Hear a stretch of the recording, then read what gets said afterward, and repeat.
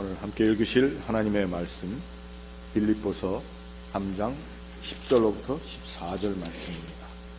같이 한 목소리로 읽겠습니다. 내가 그리스도와 그 부활의 권능과 그 고난의 참여함을 알고자 하여 그의 죽으심을 본받아 어떻게 해서든지 죽은 자 가운데서 부활에 이르려 하노니 내가 이미 얻었다 함도 아니요 온전히 이루었다 함도 아니라 오직 내가 그리스도 예수께 잡힌 바 된 그것을 잡으려고 달려가노라. 형제들아, 나는 아직 내가 잡은 줄로 여기지 아니하고 오직 한 일, 즉 뒤에 있는 것은 잊어버리고 앞에 있는 것을 잡으려고 표대를 향하여 그리스도 예수 안에서 하나님이 위에서 부르신 부름의 사항을 위하여 달려가노라. 아멘. 미국의 어린아이들이 적은 그 기도의 내용들이 있습니다. 그게 간편하게 몇 가지만을 소개해보면 내용이 이렇습니다. 사랑하는 하나님, 오른쪽 뺨을 맞으면 왼쪽 뺨을 대라는 것은 알겠어요. 그런데 하나님은 여동생이 눈을 찌르면 어떻게 하시겠어요? 하나님, 저번에 쓴 편지 기억하세요? 제가 약속한 것은 다 지켰거든요. 그런데 하나님 왜 주신다는 조랑말을 아직도 안 보내시는 거예요? 하나님 왜 한 번도 텔레비전에 안 나오세요? 하나님 눈이 너무 많이 와서 학교에 못 갔던 날 있잖아요. 기억하세요? 한 번만 더 그랬으면 좋겠어요. 하나님은 천사들에게 일을 전부 시키시나요? 우리 엄마는 우리들이 엄마의 천사래요. 그래서 우리들한테 늘 심부름을 다 시키시나 봐요. 하나님, 지난주 뉴욕에 갔을 때 성 패트릭 성당을 보았어요. 하나님은 아주 의리의리한 집에서 사시던데요. 하나님, 남동생이 태어나게 해주셔서 감사합니다. 그런데 제가 정말 갖고 싶다고 기도한 건 강아지예요. 또 그 중에 마지막엔 이런 내용도 있었습니다. 하나님, 착한 사람은 빨리 죽는다면서요. 엄마가 말하는 걸 들었어요. 그런데 저는요, 항상 착하지는 않아요. 이 기도의 내용들은 굉장히 순수하고 재미나기도 하고, 이 마지막 기도를 보면 또 느껴지는 것은 나이가 많던 적던 우리가 죽는 것을 좋아하는 사람, 기다리는 사람은 없다라는 것이죠. 그건 다 인간의 본성일 것입니다. 죽음은 많은 것들과의 작별이고 또 이별이고 그러한 경험들이기 때문이다라는 것이죠. 누구나 죽는 것을 고대하고 기다리는 것은 아니겠지만 만약 우리가 죽게 되는 날을 미리 안다면 어떨까? 내가 죽는다라는 그 날을 미리 알게 된다면 나의 삶은 어떨까? 기분은 어떨까? 불안할까? 어떨까? 뭔가 다른 것을 느끼게 될까? 그래서 현재 사는 내 삶의 의미가 좀 더 달라지지 않을까? 이런 생각을 하게 되죠. 우리가 묘지에 가게 되면 그 묘비들이 약간 다르긴 하지만 대략 비슷비슷하다라는 것을 보게 되죠. 이 세상에서 부자였던, 가난했던, 그리고 묘비가 아주 크고 웅장하든 아니면 초라하든 결국은 내용은 다 비슷하게 됩니다. 1900 몇십 년, 그 다음에 쭉 짝대기를 긋고 그 다음에 사망한 연도를 적게 되죠. 사실 그게 답니다. 묘비를 보게 되면 우린 다 알게 되죠. 이 사람이 언제 시작했고 언제 끝이 났는가, 마무리를 했는가, 그것을 다 우리는 보면 알게 됩니다. 하지만 우리에게는 시작한 날은 있지만 아직 끝나는 날은 언제인지 모릅니다. 근데 그 마지막의 날이 언제인지 우리가 알게 되면은 우리의 삶이 굉장히 달라질 거라는 생각을 합니다. 만약에 우리의 삶이 하루가 남았다라고 하면 우리가 그 하루를 정말 누굴 만나고 무슨 일을 하고 무슨 말을 하면서 살까라는 것이죠. 짜증난다, 괘씸하다, 한심하다, 답답하다, 왜 저렇게 사는지 이런 식의 이야기들, 그런 이야기들을 하면서 그 하루를 다 써버리지는 않을 것이기 때문입니다. 어떤 분이 이런 시를 하나 썼습니다. 그 시를 좀 소개하고 싶은데 내용이 이렇습니다. 공동묘지를 걷는다. 수많은 무덤이 줄을 지어 가지런히 앉아있다. 각 무덤마다 비석 하나, 석상 하나, 그들의 살림살이는 하나같이 조촐하다. 그들은 어떤 사람들일까? 어떻게 살았을까? 그들도 아마 사랑하고 미워했겠지. 바쁘게 쫓기고 화내고 그리워하고 후회하고 그렇게 살아갔겠지. 그들은 얼마나 사랑했을까? 얼마나 그리워했을까? 혹은 욕심내며 뺏기지 않으려고 몸부림치며 살았을까? 그도 역시 식당에서 밥이 늦게 나온다고 화를 냈을까? 차가 막힌다고 욕을 했을까? 많이 소유하기 위해, 성공하기 위해 밤늦게까지 일을 했을까? 자, 이제 남은 것은 무엇인가? 한 개의 비석, 한 개의 이름, 하나의 석상, 이것을 위하여 그는 그토록 수고했는가? 잠을 설치며 마음을 졸이며 살아왔는가? 그는 어떤 추억을 남겼을까? 가족들은 그를 무엇으로 기억할까? 그는 사람들에게 은총을 주었을까? 아니면 고통을 주었을까? 동그랗게 채워진 묘지도 있고 아직 평평하게 빈 묘지도 있다. 저 비어있는 묘지의 주인은 지금 어디 있을까? 무엇을 하고 있을까? 염려하고 있을까? 실망하고 있을까? 분노하고 있을까? 그는 자신이 이곳에 오는 것을 알고 있을까? 석상 위에 놓여있는 아름다운 꽃다발, 그는 고인의 누구였을까? 그는 고인으로부터 무엇을 추억할까? 그는 슬퍼했을까? 울었을까? 후회했을까? 그들은 지금 어디에 있는가? 그들이 아끼고 사랑했던 육신은 여기 있으나 그들의 영혼은 지금 어디에서 무엇을 하는가? 이제 나는 내 삶의 자리로 다시 돌아온다. 내 차례가 올 때까지 조금 더 이 길을 걸어야 하리라. 더 정결하고 더 사랑하고 더 축복하며 조금 더 이 길을 걸어야 하리라.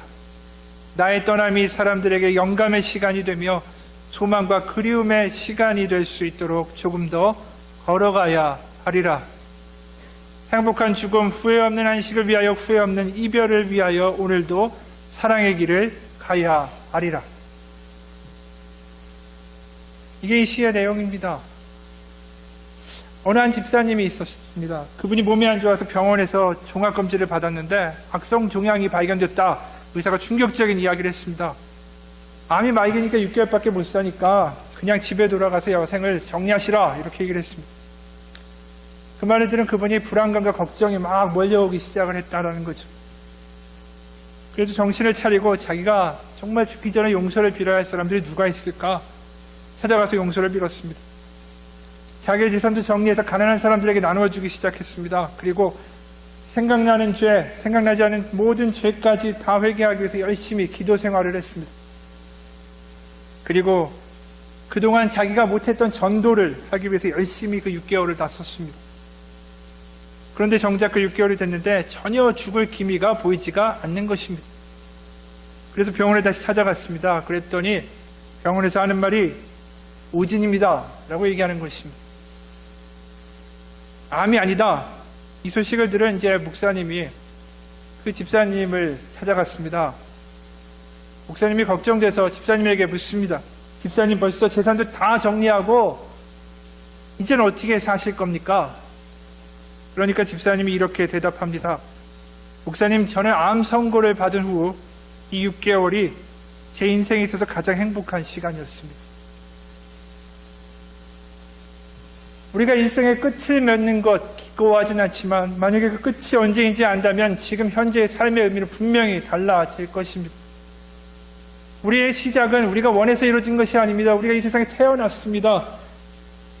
하지만 우리는 끝에 대하여 생각할 수 있습니다. 하지만 생각하지 않는다는 것이죠. 늘 연초가 되면 계획을 세우고, 하지만 연말이 되면 별 성과 없이 아내가 갔구나라고 한탄할 때도 많이 있습니다. 태어났지만 그냥 하루하루 사라질 뿐이지 우리의 마지막이 어떠할까에 대하여 생각하지 못하고 살아간다라는 것이죠. 우리의 끝에 대한 생각을 우리가 하고 사는가? 오늘 본문에 있는 그 사도 바울이 빌립보서에 적은 내용들을 보게 되면 그는 분명히 자신의 시작과 끝에, 분명히 끝에 대하여 생각을 하고 사는 사람이었다라는 것을 우리는 알게 됩니다. 오늘 읽은 본문 말고도 빌립보서 1장에 보게 되면 3절부터 6절에 이러한 말씀이 등장합니다. 내가 너희를 생각할 때마다 나의 하나님께 감사하며 간구할 때마다 너희 무리를 위하여 기쁨으로 항상 간구함은 너희가 첫날부터 이제까지 복음을 위한 일에 참여하고 있기 때문이라. 너희 안에서 착한 일을 시작하신 이가 그리스도 예수의 날까지 이루실 줄을 우리는 확신하노라. 바울이 기쁘고 감사한 이유는 무엇이었냐면 착한 일을 이미 그 안에서 시작하신 바로 그분이 그 마지막의 날, 예수의 날, 그리스도 예수의 날까지 반드시 이루실 것이다 라는 확신이 있기 때문이다 라는 것이죠. 시작하신 이와 바로 그 끝날까지의 어떤 일을 분명히 이루실 것이다. 그 끝에 대한 소망과 생각과 그리고 분명한 그림이 그에게는 존재한다라는 것입니다. 오늘 본문에 또 나와 있지만 그 본문의 앞에 2장을 보게 되면 2장 13절에 이러한 이야기를 사도 바울이 합니다. 너희 안에 사용하시는 하나님이시니 자기의 기쁘신 뜻을 위하여 너희에게 소원을 두고 행하게 하시나니.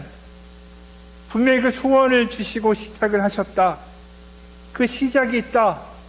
그러면 끝은 어떻게 되는가에 대하여 자신의 삶을 통해서 이렇게 이야기하는 거죠. 오늘 12절과 14절에 내가 이미 얻었다 함도 아니요 온전히 이루었다 함도 아니라 오직 내가 그리스도 예수께 잡힌 바 된 그것을 잡으려고 달려가노라. 형제들아 나는 아직 내가 잡은 줄로 여기지 아니하고 오직 한 일 즉 뒤에 있는 것은 잊어버리고 앞에 있는 것을 잡으려고 표대를 향하여 그리스도 예수 안에서 하나님이 위해서 부르신 부름의 상을 향하여 달려가노라. 그에게는 분명히 끝이 있다라는 거죠. 그의 현재의 삶과 상관없이 그에게는 분명히 하나님이 주시는 바로 영광의 날, 그리고 하나님의 부르심의 상을 보게 되는 그 날이 분명히 자신의 삶의 끝에 있다라고 확신합니다. 지금으로 한 70년 전에 영국 해협을 헤엄쳐서 왕복한 수영선수 한 여성이 있었습니다.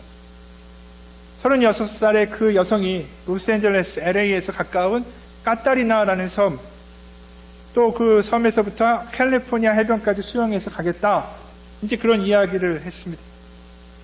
그 선언이 미국에서 굉장히 큰 화제가 되고 미국 전역에서 그 도전 광경을 생중계를 했습니다.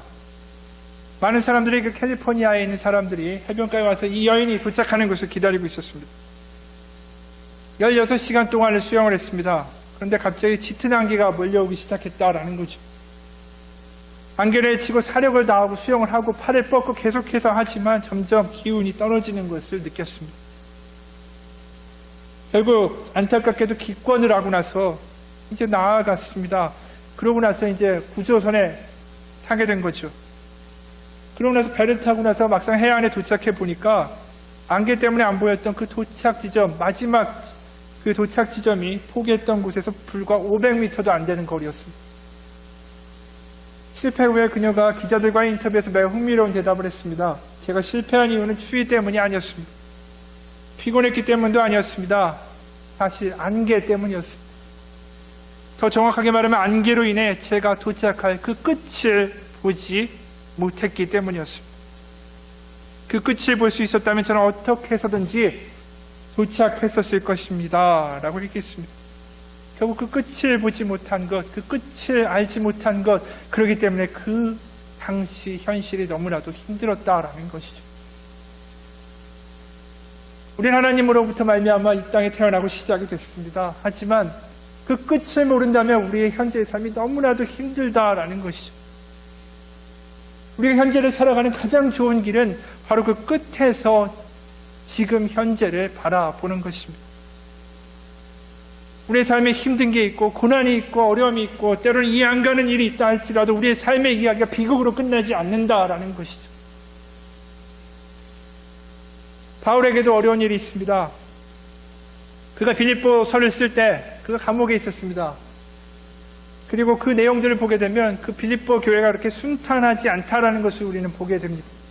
2장 17절에 보게 되면 그들은 나의 매임에 괴로움을 더하게 할 줄로 생각하여 순수하지 못하게 다툼으로 그리스도를 전파하느니라. 그들이 다투고 있다라는 거죠. 그 감옥에 갇힌 바울의 마음에 더 큰 괴로움을 더할 수 있는 일인 다툼을 그들이 하고 있다라는 것입니다. 4장 2절을 보게 되면 여전히 그 싸움에 대한 이야기를 합니다. 내가 유오디아를 권하고 순두개를 권하노니 주 안에서 같은 마음을 품으라. 그가 하고 있는 선교의 사역이 모두 다 사람들이 말을 듣고 교회가 막 성장하고 교회가 하나 되고 그러면 좋겠는데 그렇지 않다라는 거죠. 하지만 주님이 그 일을 시작하셨으니 그리스도 예수의 날까지 이루실 것을 확신하노라 라고 바울은 이야기합니다. 그분이 끝까지 결국은 그 열매를 맺어 나갈 것이다. 그 끝에 표대가 바울의 마음에는 분명히 존재한다라는 것이죠. 그 표대를 향하여 달려가는 나의 마음은 그렇기 때문에 좌절하고 낙담하고 슬픈 것이 아니라 감사하고 기뻐할 수 있다라는 것입니다. 우리의 마음 속에, 우리의 생각 속에 그러한 끝에 대한 소망과 확신이 있으십니까? 바울뿐이 아니라 많은 성경의 인물들이 이러한 모습을 보여주는 것을 우리는 발견합니다. 다윗과 골리앗의 이야기가 있습니다. 물론 다윗이 부활에 대한 이야기를 하는 것은 아닙니다. 하지만 다윗이 골리앗 앞에 나아갈 때 그는 돌 5개를 가지고 골리앗 앞에 나가죠. 그러면서 사람들이 막 겁먹고 두렵고 저런 거인 앞에서 무슨 일을 할 수 있을까 막 이렇게 겁내고 주저앉아 있을 때 그는 골리앗을 쓰러뜨리죠. 그런데 그가 골리앗 앞에서 하게 되는 이야기를 잘 보게 되면 그가 그냥 용기가 있었다라고 말하는 것과 사뭇 다르다라는 것을 보게 됩니다. 45절과 47절까지 보게 되면 17장에 이렇게 나와 있습니다. 다윗이 블레셋 사람에게 이르되 너는 칼과 창과 단창으로 내게 나아오거니와 나는 만군의 여호와의 이름 곧 내가 모욕하는 이스라엘 군대의 하나님의 이름으로 내게 나아가노라. 오늘 하나님께서 너를 내 손에 넘기시리니 내가 너를 쳐서 너의 목을 베고 블레셋 군대의 시체를 오늘 공중의 새와 땅의 들짐승에게 주어 온 땅으로 이스라엘의 하나님이 계신 줄 알게 하겠고 또 하나님의 구원하심이 칼과 창에 있지 아니하면 이 무리에게 알게 하리라. 이 골리앗에게 이야기하는 다윗의 이야기 가운데 이미 싸우기도 전에 그 싸움의 끝이 어떻게 될 거라는 이야기를 하고 있다는 것을 보게 됩니다.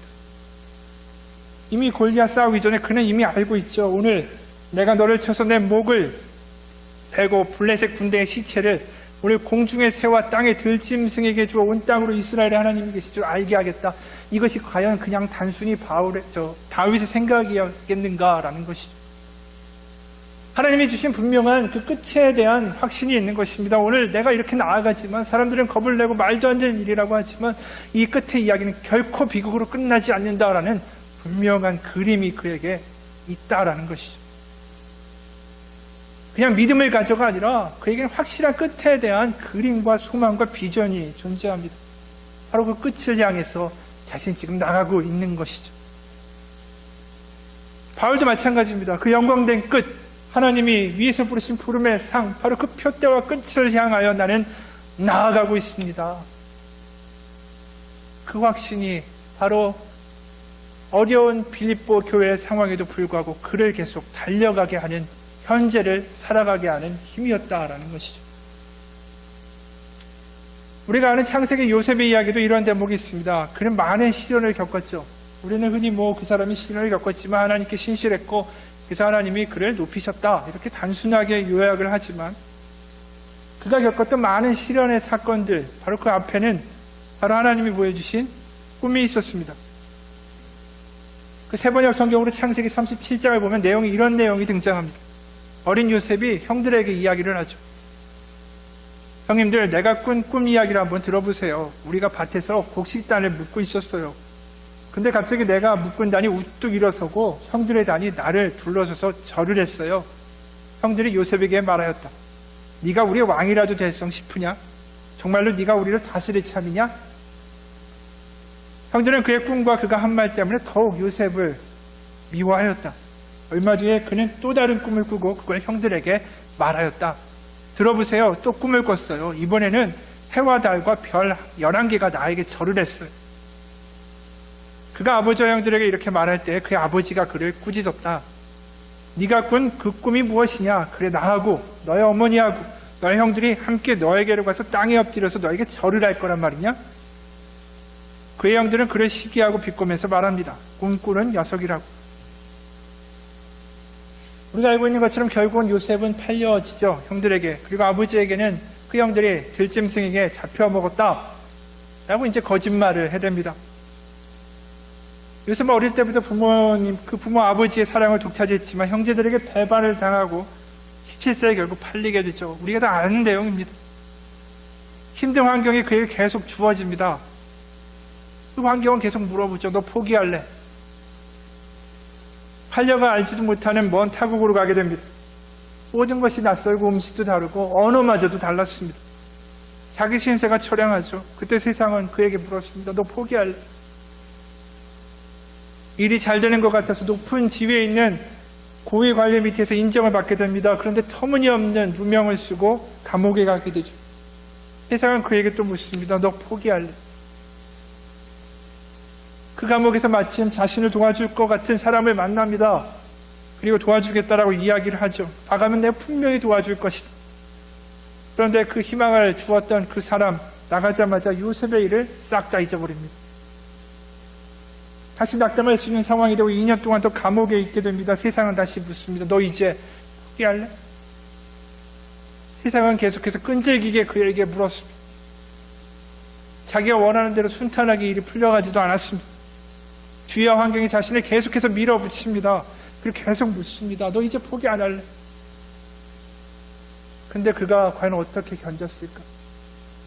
그가 그냥 믿음으로만 견뎠을까? 그럴 수도 있겠죠. 하나님의 함께 하심으로도 그랬을 것입니다. 그런데 우리는 분명히 37절에서 보게 되죠. 그가 하나님이 주신 꿈이 있었다라는 거죠. 절대로 이렇게 끝이 나지 않는다라는 것이죠. 그에게 끝에 대한 분명한 소망이 있고 끝에 대한 분명한 그림이 있습니다. 그 끝을 자신이 이루지 못해도 하나님이 이루실 것이다 라는 확신이 있었다라는 것이죠. 결국 그가 그 결과 우리가 알고 있는 것처럼 애굽의 총리 대신이 되고 그 꿈대로의 일이 그의 삶에 벌어지게 됩니다. 과연 우리에게 끝은 있는가? 그 끝에 대한 생각은 어떠한가? 그것이 우리의 현재를 다르게 살 수 있는 능력과 힘을 준다라는 것이죠. 그리고 그것은 믿음 가운데 가능합니다. 왜냐하면 하나님이 그 끝이 결코 비극이 아니라고 말씀하시기 때문이다라는 것이죠. 어떤 사람이 사형 선고를 받았습니다. 사형을 집행하는 그 명령하는 장군이 말을 합니다. 선생, 내가 당신에게 선택권을 주겠소. 운명으로 알고 그냥 죽음을 받아들일 수도 있고 아니면 뒷문으로 도망갈 수도 있어. 당신 뭐 선택하겠소? 그 남자가 대답을 합니다. 나는 뒷문에 뭐가 있는지 뭘 당하게 될지 알 수가 없습니다. 아마도 더 끔찍한 일이 나를 기다릴 수 있겠죠. 전 그냥 총사형 당하겠습니다. 곧 명령이 떨어졌고 사형수는 죽고 말았습니다. 잠시 후에 그 부관이 장군에게 물었습니다. 장군님, 그 문 뒤에는 무엇이 있었습니까? 무표정한 얼굴로 장군이 대답했습니다. 자유. 자기의 삶의 끝에 대하여 끔찍하게 그 끝을 그리는 사람은 아무것도 이 땅에서 할 수가 없다라는 것이죠. 자신의 삶에 닥치는 위기 가운데 그냥 무너지고 포기하고 절망하고 좌절하고 그렇게 이 세상에서 묻혀져 가는 것입니다. 끙끙거리다 두려워하다가 그렇게 죽고 망해버리는 것입니다. 하나님을 믿는다라는 것은 하나님이 우리에게 약속하신 그 끝을 분명히 믿는 것입니다. 바울처럼 다윗처럼 그렇게 요셉처럼 분명히 하나님 우리에게 그 끝을 약속하시기 때문입니다. 한 10년 전쯤에 제가 졸업한 한국의 그 한국 장로의 신학대학교가 있습니다. 거기 이제 신학과도 있고 교회음악과도 있는데 그 학부에 교회음악과에 이선희라는 그 학생이 있었습니다. 그때 2009년이었는데 2009년 12월 29일쯤에 그 자매가 정말 어린 나이에 대장암으로 투병하다가 하나님의 품으로 갔습니다. 그 후에 장신대 홈페이지에 그 자매 아버지가 학교에 보낸 편지가 올라왔습니다. 그 편지의 내용이 이렇습니다. 존경하는 장로의 신학대학교 총장님, 그리고 저희 딸에게 세상에 그 무엇과도 비교할 수 없으리라 만큼 값진 천국의 학문과 찬양을 가르쳐 주신 교수님들, 주의 사랑으로 함께 기도하고 찬양하며 대학 학창시절과 투병생활, 임종과 장례식의 순간순간들을 함께 해주셨던 딸의 학우 여러분의 뜨거운 사랑에 진심으로 감사하며 글을 올립니다. 딸의 3살짜리 조카가 있는데 집에서 병원을 향해 마지막으로 떠나는 이모의 얼굴에 수십 차례 뽀뽀를 하는 모습은 보는 이의 눈시울을 적셨는데 장례식을 마치고 집에 돌아오자 그 조카는 이모는 어디 갔어요? 라는 질문에 아무도 대답을 못하자 더 큰 소리로 할머니 이모는 어디 갔어요? 울부짖는 순간 가족 중 누군가가 이모는 천국에 갔단다 울먹이며 겨우 대답하자 조카는 또 그럼 이모 언제 와요? 라는 질문에 온 가족은 힘들게 참았던 눈물을 쏟아내며 오열하였습니다. 딸이 6살 때 아빠의 친구인 선교사님, 그 선교사님이 선교 준비를 하면서 선이야 너 우리 며느리 할래? 라고 묻자 저는 결혼을 안 할 거고요. 커서 선교사가 될래요. 라고 대답했었는데 2009년 2월 학교에서 간 일본 공연을 앞두고 대장암 말기 판정을 받고 나서 본인이나 가족이 받아들이기는 너무나도 힘든 현실이었습니다. 그러나 딸은 모든 것을 하나님께 맡기고 10개월의 투병 생활 동안 천국을 차근차근 준비하는 모습에서 그는 나만의 딸이 아니라 하나님의 사랑하는 딸이라는 그 모습을 보았습니다. 하나님께서 주시는 생명의 호흡이 먹기 3일 전까지 하나님께 예배하고 봉사하는 모습은 참으로 천사의 모습 그대로였습니다. 딸이 평소 즐겨 부르던 찬송가 너 하나님께 이끌리어 이 세상 끝까지 그 가사처럼 모든 사람을 대할 때 이 세상에서 내가 저 사람을 어쩌면 마지막 볼지도 모르겠다 라는 심정으로 최선을 다해 친절하게 대하고 하나님께 예배하며 찬양할 때도 내가 천국에 가기 전 이 땅의 교회에서 하나님께 드려지는 마지막 예배와 찬양이 될 수 있겠다라는 생각을 가지고 온몸을 들여 뜨겁게 찬양하는 모습이 아직도 생생합니다. 투병 중에 개척한 고양시 청소년 선교교회는 개척한 지 불과 5, 6개월 만에 300여 명의 학생들이 몰려왔습니다. 찬양을 통해 아이들이 믿음의 사람으로 변해가는 모습을 보면서 찬양의 위대함과 찬양의 사역이 얼마나 중요한가 가슴 깊이 체험한 때였습니다. 어린 학생들이 선희 선생님 많이 아프신데도 우리를 위해 최선을 다하시는데 선생님 말씀 잘 들으며 신앙생활 잘하자면서 서로에게 신앙을 격려하는 모습은 어른들의 눈시울을 적셨고 평소 딸을 많이 사랑하던 불신자였던 부시장님, 구청장님, 경찰서장님 모두 딸의 믿음 생활과 봉사에 감사하며 격려하였습니다. 딸은 10개월의 투병 기간 동안 매일 새벽 기도를 통하여 말씀을 나누었는데 예수님께서 제자들에게 가르쳐 주신 산상수훈을 암송하고 그 말씀대로 살려고 했고 임종 20일 전에는 구약 성경을 많이 못 읽었다고 엄마와 함께 창세기부터 말라기까지 모두 읽었습니다. 그리고 기도 제목과 전도 대상자를 다이어리에 기록하고 손에 힘이 떨어질 때까지 고등학교 동창에게 전도의 편지를 썼습니다. 입원했던 일산 백병원에서도 환자들과 의사 선생님, 간호사님 모두에게 비춰진 딸의 모습이 천사라고 칭찬하곤 하였습니다. 저는 딸이 천국을 준비하는 과정을 지켜보면서 우리 인생은 하나님께서 정해주신 달란트와 사명 그리고 그 기간이 정해져 있다라는 사실을 깨달았습니다. 하나님께서 우리에게 허락하신 생명의 호흡을 마감하시는 순간까지 우리는 주님을 찬양하며 항상 기도하는 자리에 십자가 지는 자리에 복음을 전파하는 자리에서 주님께 영광을 돌리며 죽도록 충성한 하나님의 신실한 백성 되기를 소망하며 기도합니다. 우리가 하는 복음의 일들이 작던 크던 예수님의 장례식을 준비하기 위해 전 재산과 같은 값비싼 향유를 예수님의 머리에 부은 여인이 한 일이 온 세상 복음 전해지는 곳마다 그 여인이 한 일도 같이 전해져 그녀를 기억하는 것처럼 저와 여러분들의 한 일이 하늘의 생명책과 세상에 모두 영광스럽게 기록되기를 간절히 기도하며 감사의 글을 마칩니다. 2010년 1월 사랑했던 딸을 천국에 보낸 이선희 아빠 이달재 장로 드림. 이것이 편지의 내용이었습니다. 이 자매는 자신의 삶의 끝을 살아가면서 우리에게 이야기하죠. 이 자매는 절대 자기의 삶을 전전긍긍하며 걱정하며 두려워하며 떨며 그 삶이 그냥 사그러지도록 살지 않았습니다. 그 자매는 자신의 삶에 분명히 이야기하죠. 자신의 그 끝을 하나님의 영광의 끝을 향하여 저 표대를 향해 하나님 위해서 부르신 부름의 상을 향해 끝까지 달렸노라 라고 이야기합니다. 우리에게도 끝이 있습니다. 그 끝이 언제 올지는 우리는 알지 못합니다. 하지만 그 끝을 생각한다면 우리는 이 현실을 다르게 살아야만 한다라는 것이죠.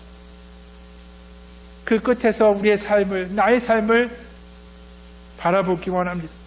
그려보기 원합니다.